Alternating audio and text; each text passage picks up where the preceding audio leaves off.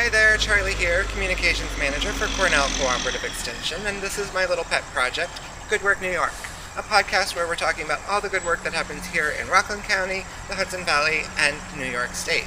And today I have with me two special guests. To my right I have Mr. Stuart. Say hello. Hello.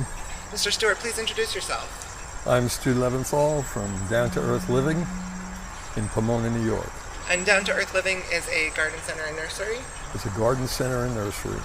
And you have some wonderful samples here, and we're actually here specifically because of this wonderful garden demonstration that you have behind us. And Miss Kristen, to my left, please introduce yourself. Hello, I'm Kristen Osman. I'm the Horticulture Resource Educator at Cornell Cooperative Extension in Rockland County. And today we are out and about in this wonderful garden. It is a special garden showcasing Japanese maples. Mr. Stuart, why did you make a garden showcasing these wonderful trees? Japanese maples have been my love since the day I discovered them.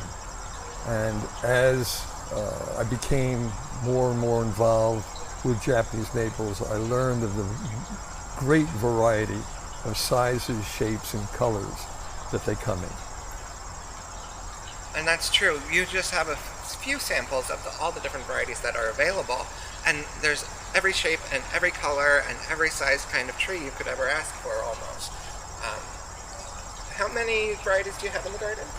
There are approximately 28 varieties of Japanese maples in this garden, and they range in habit from very diminutive species, such as Acephalmatum benihimi, which grows approximately 2 inches a year, to bloodgood maple, which is a red-leaf Japanese maple that will ultimately grow to about 15 feet high and 15 feet wide. That's great.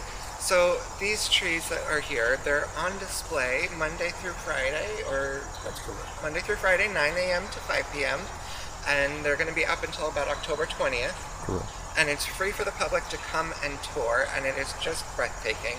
I had a nice little private tour with Stuart before, and there are just so many varieties, isn't that right? Yeah, beautiful.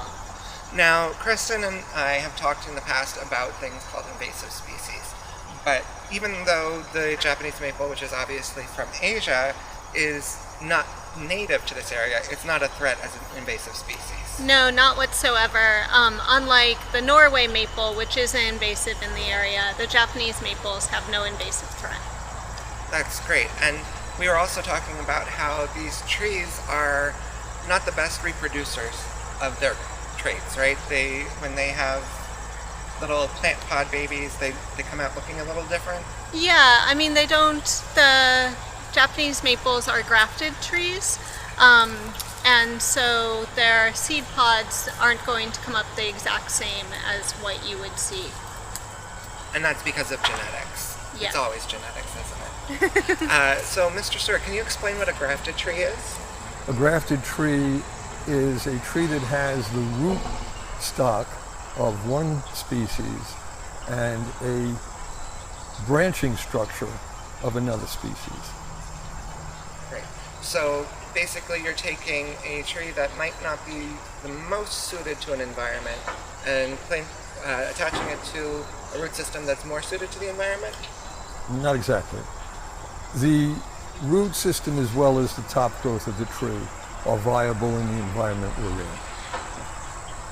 Why we graft trees is because of the characteristic of the branching structure, the color, and leaf quality of one tree that may not be viable in all environments, but once grafted onto a rootstock that is viable, then the entire tree becomes viable.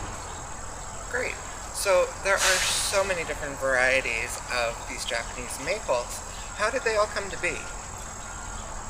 There are people in Japan and Asia that are dedicated to scouring the mountains and valleys of those countries looking for unique kinds of trees, unique in terms of the color of their leaves, the shape of their leaves, and the quality of the color of their leaves.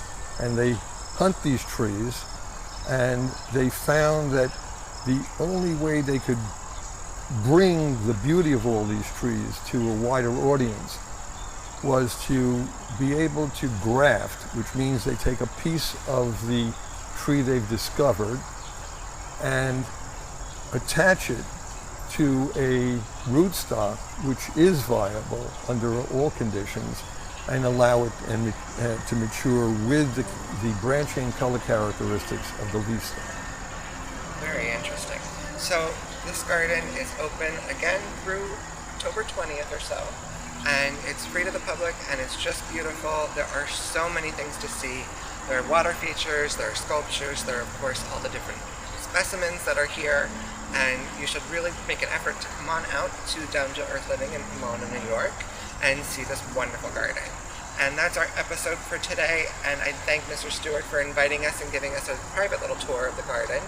And we'll be back next week with another episode of Good Work New York. And that's some Good Work New York. Bye!